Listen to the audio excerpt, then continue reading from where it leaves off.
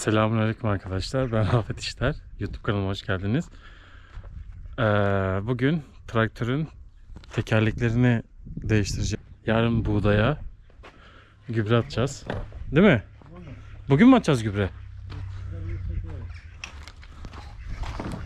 Şimdi Oktay, niye tekerlekleri değiştirdiğini söyler misin? Bunlar çok kalın. Buğdaya zarar vermemesi için ince tekerleklerimizi takıyoruz. Tamam.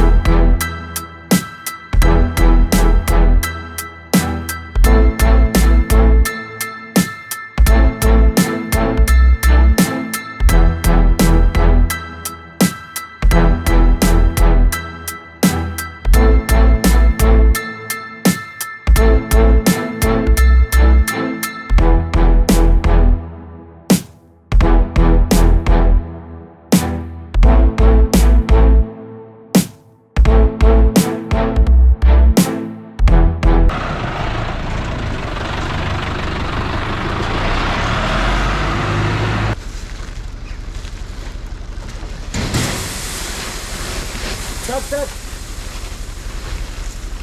Buna kaç tane atacağız? 8. Bu nereye? 19 bölüm.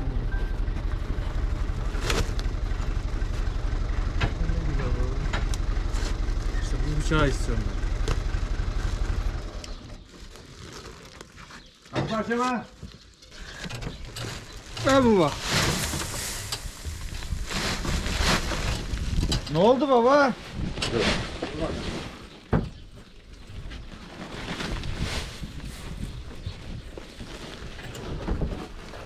Bir tane çok kovaları bulalım ama bakın. Yem karma yapalım. He? Yem karma. Nereden bulalım neyden? Böyle kova. Onu öyle yapacağına ama böyle olması lazım. Burada bir yatay gelmemesi lazım. Dik. Düğmeye bir şey yok. Şeyden mesela Yuvarlak şey olacak o. yok fark etmez. Yuvarlak olursa daha iyi olur. Hurdacıya gittiğimizde hurdacıya sormak lazım. Ve giriyor çingeneler. Çingenelerde var. Ama onu elektrikli yapmak lazım. Elektrikli olur da. He? Olur da. Kasnak koyarsın ona. Dur bekle bir dakika. Kaç soğuk fazla. Ver bana. Ver bana.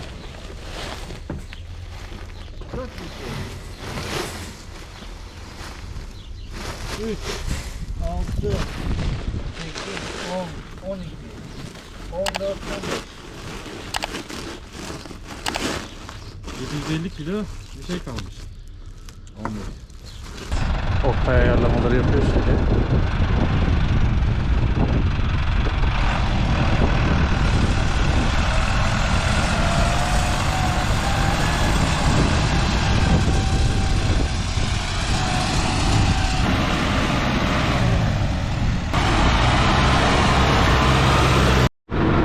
Oktay gübre atmayı bitirdin galiba.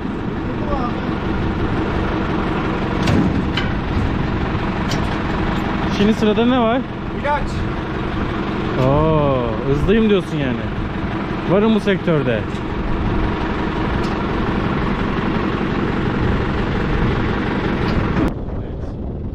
Oktay şimdi buğdaya ilaç atmaya başlayacak.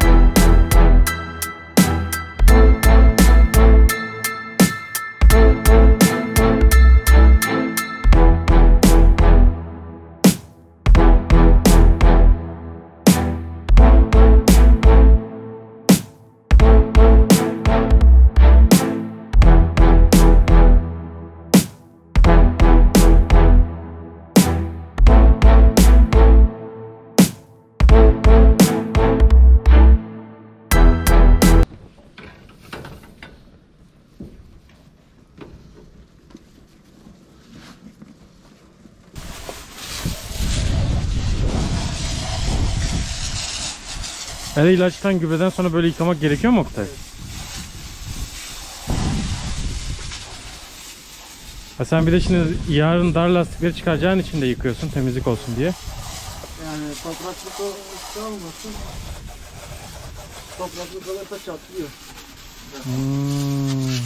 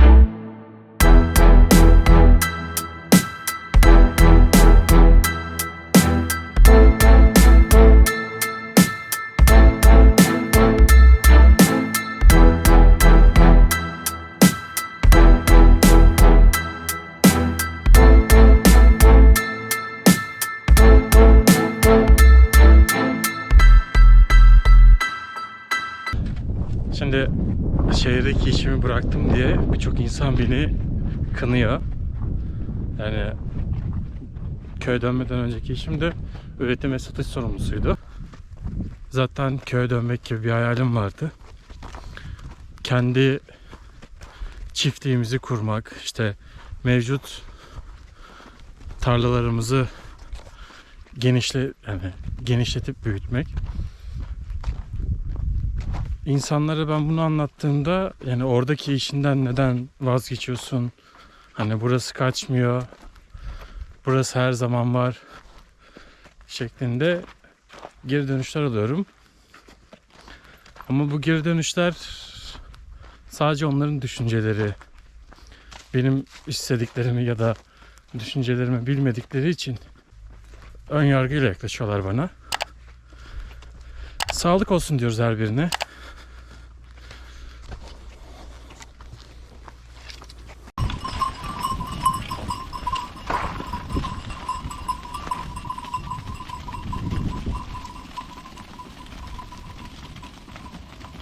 Bu kesin ikiz doğuracak ha. Belki 300. Bura bura bura. Hmm.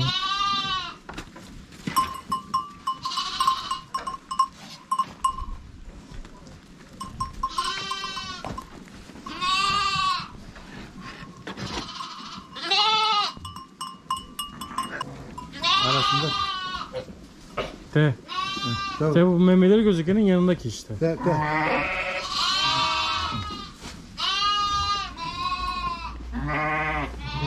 Bunu da keseceğiz. 2 tane o ufaklar da bunun gibi olacaklar ha. Büyümeyecek onlar. He? Yok büyümeyecekler, görürsün bak.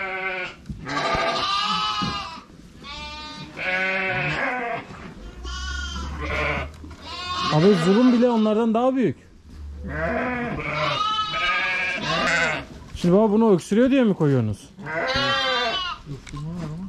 Böyle.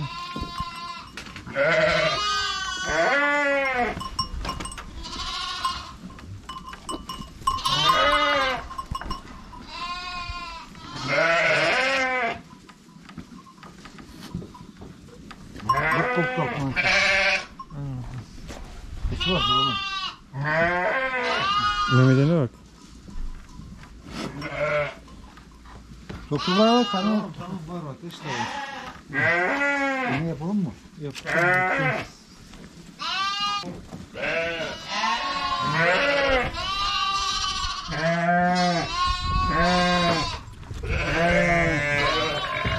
Tamam.